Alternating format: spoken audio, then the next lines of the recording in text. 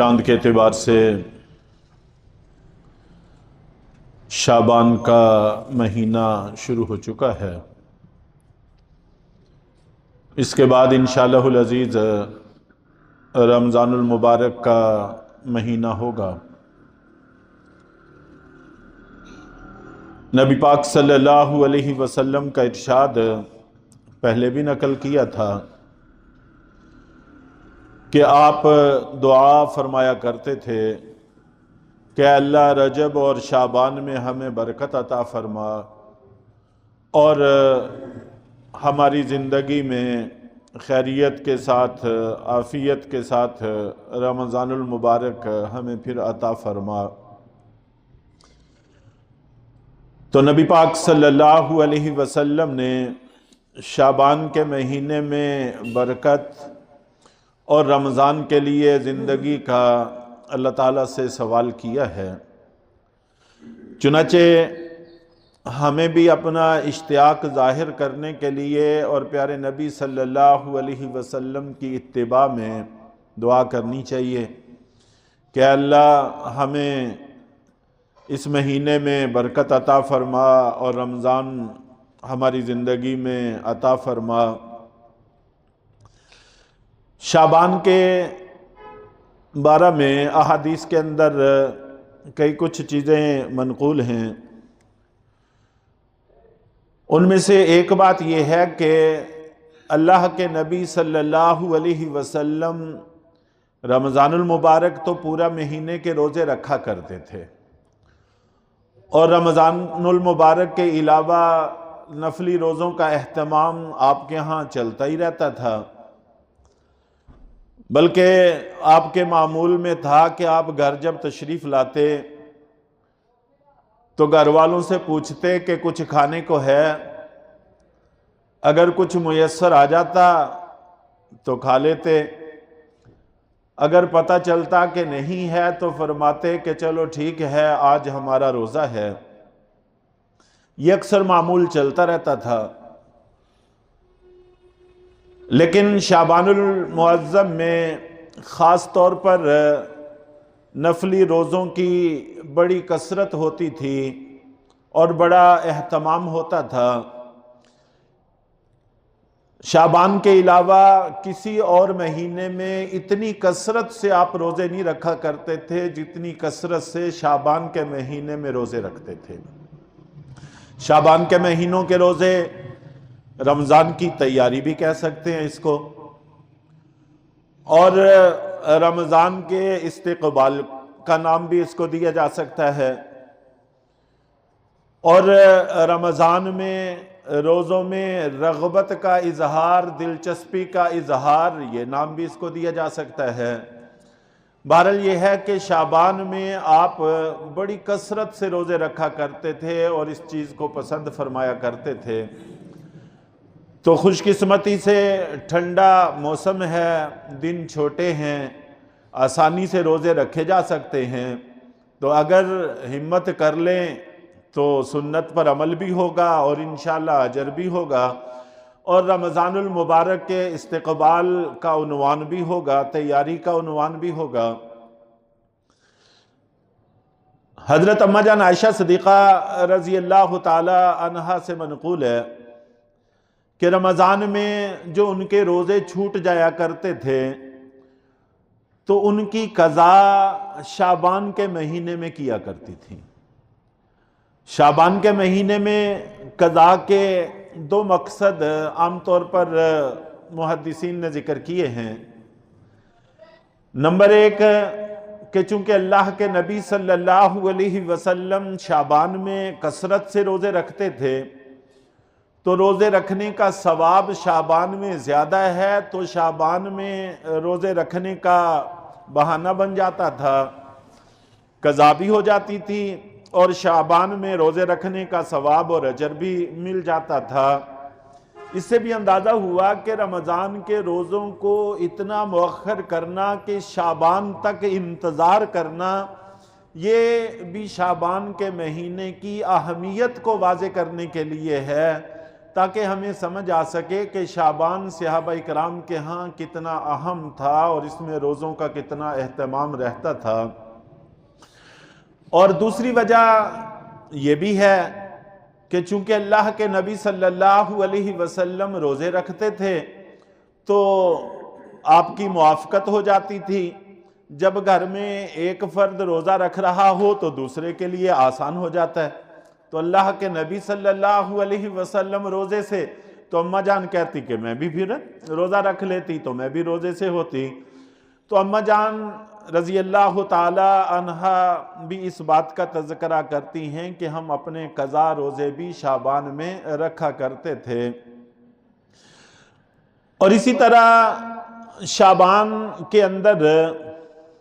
آپ جانتے ہیں کہ 15ویں شب بڑی اہمیت کی حامل ہے۔ تقریباً 17 صحابہ کرام رضوان اللہ تعالی علیہم اجمعین سے اس رات کی فضیلت منقول ہے، اور اللہ کے نبی صلی اللہ علیہ وسلم نے اس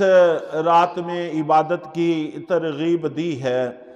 تو یہ رات بابرکت رات یہ بھی شعبان کے مہینے میں آتی ہے، اور اللہ کے نبی صلی اللہ علیہ وسلم اگرچہ شعبان میں کثرت سے روزے رکھتے تھے، لیکن رمضان سے 1 یا 2 دن پہلے روزے رکھنے بند کر دیتے تھے، تاکہ شعبان اور رمضان میں دونوں کے اندر فرق ہو جائے کہ پہلے روزے نفل کے روزے تھے، اب آگے رمضان فرض روزوں کا سیزن شروع ہو رہا ہے، تو شعبان اور رمضان کے روزوں میں فرق کرنے کے لیے 1 دن یا 2 دن روزہ چھوڑ دیا کرتے تھے۔ اس سے ہمیں یہ بات بھی سمجھ میں آتی ہے کہ اصل میں دین کے اندر اہم چیز اتباع ہے۔ اللہ کی، اللہ کے رسول کی اتباع اہم ہے۔ نہ تو بھوکا رہنا کوئی خاص عبادت ہے، نہ کھانا پینا کوئی عبادت ہے، بس اللہ کا حکم پورا کرنا عبادت ہے۔ اللہ تعالیٰ روزہ کا حکم دیں تو روزہ رکھنا عبادت ہے، چھوڑنے کا حکم دیں تو چھوڑنا عبادت ہے۔ آپ جانتے ہیں کہ رمضان المبارک میں سحری کے اندر تاخیر مسنون ہے، کہ آخر وقت تک کہ صبح طلوع ہونے کا خدشہ تو پیدا نہ ہو، تو خدشہ پیدا ہونے سے پہلے تک مؤخر کرنا سحری کو مسنون ہے۔ اور افطار کے اندر جیسے ہی سورج کے غروب ہونے کا یقین ہو جائے، یہ یقین تو ضروری ہے، اگر خدا نہ خواستہ بے احتیاطی برتی تو روزہ ضائع ہو سکتا ہے۔ سورج کے غروب ہونے کی یقین دہانی، تسلی یہ ضروری ہے۔ جیسے ہی یہ تسلی ہو جائے تو پھر افطار میں تاخیر جائز نہیں ہے، درست نہیں، جلدی افطار کریں۔ اب جب سحری میں تاخیر اور افطاری میں تعجیل، جلدی، تو اس سے روزے کا دورانیہ کم ہوگا، بھوکے پیاسے رہنے کا دورانیہ کم ہوگا، سہولت رہے گی۔ اس سے بات یہ سمجھ میں آتی ہے کہ بھوکے پیاسے رکھنا اللہ کو مقصود اور مطلوب نہیں ہے، بلکہ مقصود اور مطلوب تو اس کی اتباع ہے، اس مالک کی پیروی ہے، اس کے حکم کو ماننا ہے۔ چنانچہ رات کو ہی سحری کھا کے سو جانا، آج کل سردیوں کے موسم ہوتے ہیں تو رات کو ہی پیٹ بھر کے صبح کو نہ اٹھنا اور سحری نہ کھانا پسندیدہ عمل نہیں ہے۔ روزہ ہو جاتا ہے اگرچہ، لیکن پسندیدہ چیز نہیں ہے، سحری کی اپنی فضیلت ہے۔ تو بہرحال شعبان کا مہینہ کافی اہمیت کا حامل ہے، اور اب ہم اس شعبان کے مہینے سے گزر رہے ہیں، اور شعبان کی 15ویں شب میں اور اس سے پہلے جو ہمارے ہاں آتش بازی اور بچوں کے پٹاخے وغیرہ یہ سلسلہ شروع ہو جاتا ہے، اس سے بھی روکنے کی ضرورت ہے۔ یہ ایسا عمل ہے جو پورا سال ہی منع ہے، اس میں مال کا ضیاع ہے اور حادثات کا خدشہ ہے۔ تو پھر ان دنوں میں جن کو روزے کے لیے اہمیت حاصل ہے، ان دنوں میں مال کا ضیاع کرنا اور حادثات مول لینا ظاہر ہے کہ یہ اور زیادہ خطرناک چیز ہے، چنانچہ اس سے گریز کرنے کی کوشش کرنی چاہیے، بچوں کو سمجھا بجا کر اس سے روکنا چاہیے۔ رمضان المبارک کا مہینے کی تیاری کا مہینہ ہے، چنانچہ تیاری کے کاموں میں سے ایک بہت بڑی چیز یہ بھی ہے کہ رمضان صبر کا مہینہ ہے، برداشت کا مہینہ ہے۔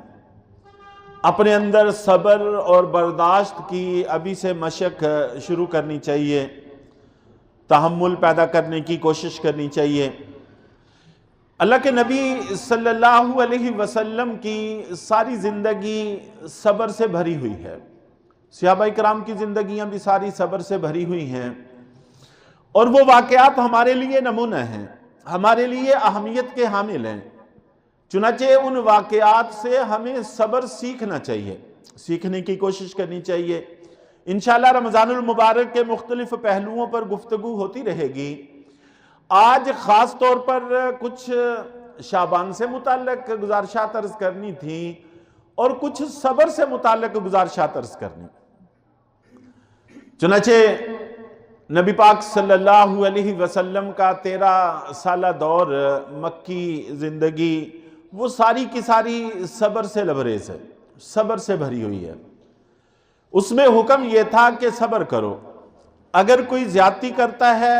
تو صبر کرو، برداشت کرو۔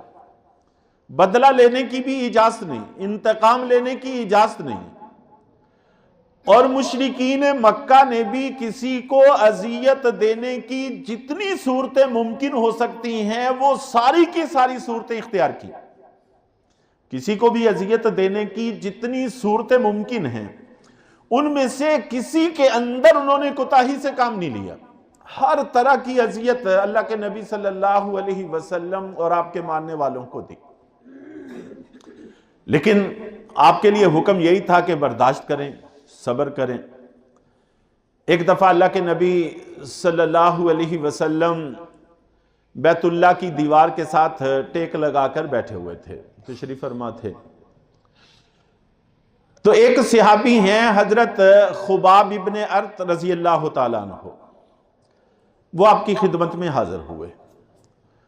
اور انہوں نے آ کر اللہ کے نبی صلی اللہ علیہ وسلم کی خدمت اقدس میں عرض کیا کہ اللہ کے رسول اب تو حد ہو گئی ہے، ظلم کی، زیادتی کی حد ہو گئی ہے، اب تو برداشت سے معاملات باہر نکلتے جا رہے ہیں، کیا کریں؟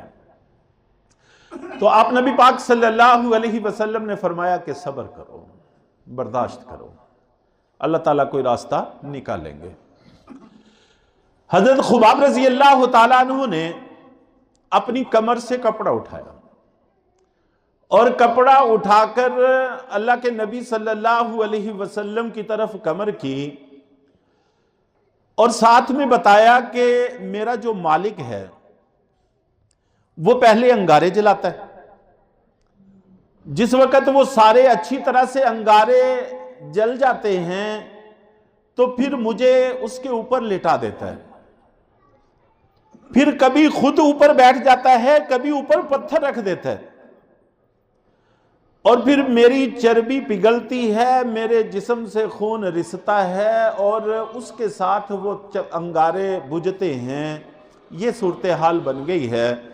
اور اللہ کے نبی صلی اللہ علیہ وسلم نے کمر کو دیکھا تو اس میں گڑے پڑے ہوئے تھے، خون رس رہا تھا،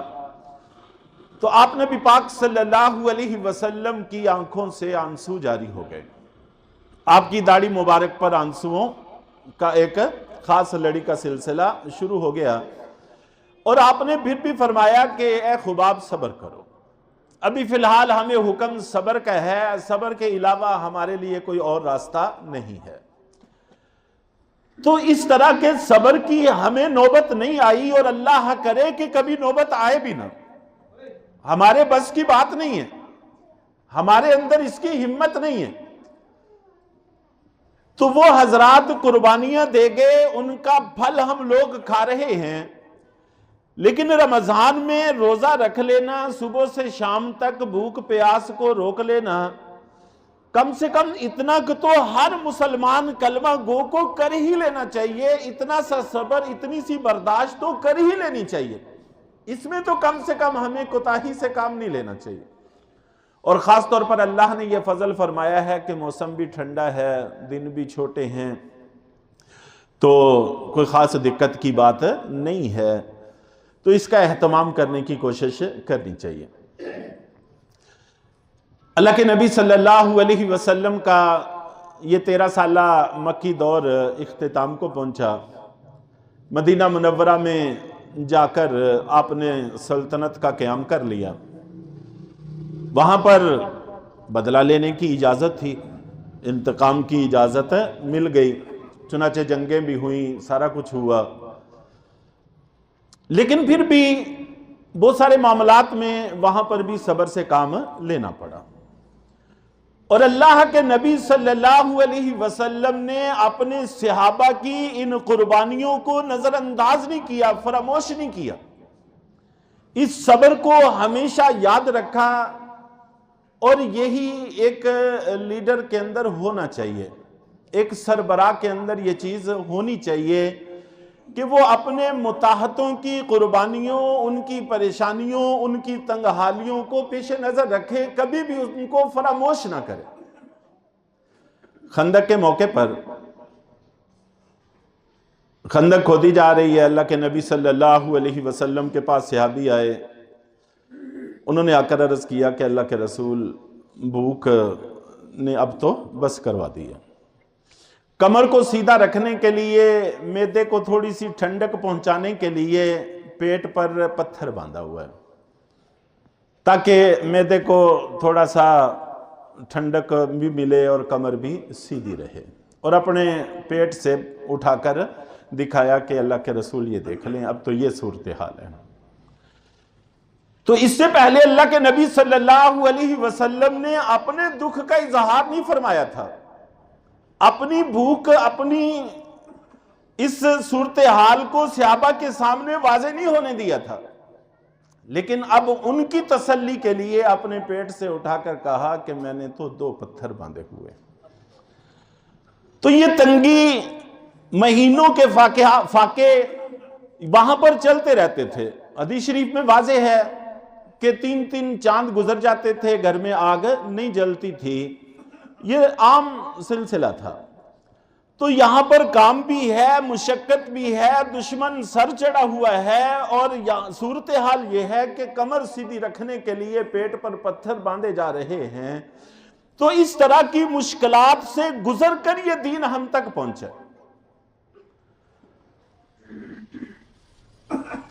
اللہ کے نبی صلی اللہ علیہ وسلم کے پاس آخر میں اللہ تعالیٰ نے بڑی فراوانی عطا فرمائی، فتوحات کا سلسلہ شروع ہوا۔ تو حضرت علی رضی اللہ تعالیٰ عنہ نے سیدہ فاطمہ سے کہا کہ اب تو اللہ نے فراوانی دے دی ہے، اور اللہ کے نبی صلی اللہ علیہ وسلم کے پاس بہت کچھ آتا رہتا ہے، آپ اہل مدینہ میں تقسیم بھی کرتے ہیں، تو آپ بھی درخواست کر کے دیکھ لیں، کافی سارے غلام باندیاں آئے ہوئے ہیں، تو ایک آدھ باندی، ایک آدھ ملازم اگر ہمیں بھی میسر آ جائے تو یہ گھر کی جو مشقت ہے اس سے نجات مل جائے۔ تو اللہ کے نبی صلی اللہ علیہ وسلم نے اپنی بیٹی کو صبر کی بھی تلقین کی، لیکن جو اصل پہلو ہے اس میں وہ یہی تھا کہ صحابہ اکرام کی وہ قربانیاں نظر آ رہی تھی، اور اپنی بیٹی کو تسلی دی اور اخلاق کا وہ بلند مقام پیش کیا کہ بیٹی ابھی تو بہت سارے یتیم، بہت ساری بیوائیں اور بہت سارے شہداء کے گھرانے موجود ہیں، ابھی ان کی دلداری کرنا باقی ہے، ابھی ان کے زخموں پہ مرہم رکھنا باقی ہے، ہمارا نمبر تو بعد میں آئے گا، فی الحال ہمیں صبر سے کام لینا چاہیے۔ آج کون ایسا بنتا ہے کہ جس کے پاس اقتدار آئے وہ سب سے پہلے اپنے گھر والوں کو نہ نوازتا ہو؟ کہاں سے مثال لائیں گے؟ لیکن اللہ کے نبی صلی اللہ علیہ وسلم نے ایسا کیا ہے، کر کے دکھایا ہے، اور صرف کر کے دکھایا نہیں، صحابہ کو سکھایا ہے، اور صحابہ نے اس کو سیکھا بھی ہے، اس پر عمل بھی کیا ہے۔ ایک دفعہ پھر اسی موقع پر بات لمبی ہو جائے گی کہ غزوہ خندق پر صحابی رسول نے دیکھا اللہ کے رسول صلی اللہ علیہ وسلم کے پیٹ مبارک پر 2 پتھر بندھے ہوئے ہیں، برداشت نہ ہوا، دوڑے ہوئے گھر گئے، گھر والی کو کہا کچھ نہ کچھ انتظام تو کر لو، کچھ نہ کچھ تو کر لو۔ تو بہرحال انتظام کیا گیا، اور آ کر عرض کیا کہ اللہ کے رسول آپ اور 2-4 ساتھی آپ کے ساتھ آ جائیں۔ جب انتظام اتنا سا تھا تو کوئی حرج کی بات نہیں تھی کہ آپ چند ساتھیوں کو لے کر چلے جاتے، لیکن نبی پاک صلی اللہ علیہ وسلم کے اخلاق بالا نے اس بات کو نہیں برداشت کیا کہ یہ اتنے سارے لوگ تو اپنے پیٹ پر پتھر باندھے رہے ہیں، اور میں جا کر اپنی ضرورت پوری کر لوں، کھانا کھا لوں، یہ نہیں ہو سکتا۔ چنانچہ اللہ کے بھروسے پر سب کو کہا کہ سب چلیں، اگر کھائیں گے تو سبھی کھائیں گے، اگر بھوکے رہیں گے تو سبھی بھوکے رہیں گے۔ پھر اللہ نے معجزہ کر دکھایا تو وہ سبھی کو پورا آ گیا، سارے مدینے والے سیراب ہو گئے۔ وہ اللہ کا کام تھا، لیکن ایک صاحب اقتدار، ایک رہنما کی یہ ذمہ داری ہوتی ہے کہ وہ اپنے متاحتوں کے دکھ درد کا ساجی رہے اور ان کے دکھ درد کو سمجھنے کی کوشش کرے۔ عام طور پر جب بھی ہم یہ بات سنتے ہیں تو ہمارا ذہن حکمرانوں کی طرف چلا جاتا ہے۔ اللہ کے نبی صلی اللہ علیہ وسلم نے فرمایا کہ تم میں سے ہر ایک حکمران ہے اپنے متاحتوں کا، کوئی بھی بندہ ایسا نہیں ہے جس کے متاحت 2-4 اس کے گھر کے افراد تو ہوں گے۔ اس لیے اصلاح کا سلسلہ اپنے سے شروع کرنا چاہیے، اپنے آپ کو بہتر کرنے کی کوشش کرنی چاہیے، تو پھر انشاءاللہ جب نیچے بہتری آئے گی تو پھر اوپر بھی اللہ تعالیٰ بہتری کر دیں گے۔ تو بہرحال میں عرض یہ کر رہا تھا کہ شعبان کا مہینہ شروع ہو گیا ہے، اب رمضان المبارک کی آمد ہے، تو شعبان کی فضیلت سے متعلق بھی کچھ احادیث، کچھ واقعات ذکر کیے گئے، اور رمضان المبارک میں کرنے کے کاموں میں سے اہم ترین کام ایک صبر بھی ہے کہ اللہ کے نبی صلی اللہ علیہ وسلم نے فرمایا کہ رمضان کا مہینہ صبر کا مہینہ ہے، اور آپ کی تو ساری زندگی صبر سے لبریز ہے۔ چنانچہ آپ کی حیات طیبہ کے صبر کے کچھ واقعات کا تذکرہ ہوا، اور آپ نے صبر بھی کیا، اور ہر تنگ حالی کے وقت میں اپنے متاحتوں کو کبھی نظر انداز نہیں کیا۔ تو اللہ تعالی ہم سب کو اپنے پیارے محبوب صلی اللہ علیہ وسلم کی حیات طیبہ اپنانے کی توفیق عطا فرمائے۔ وآخر دعواہم ان الحمدللہ رب العالمین۔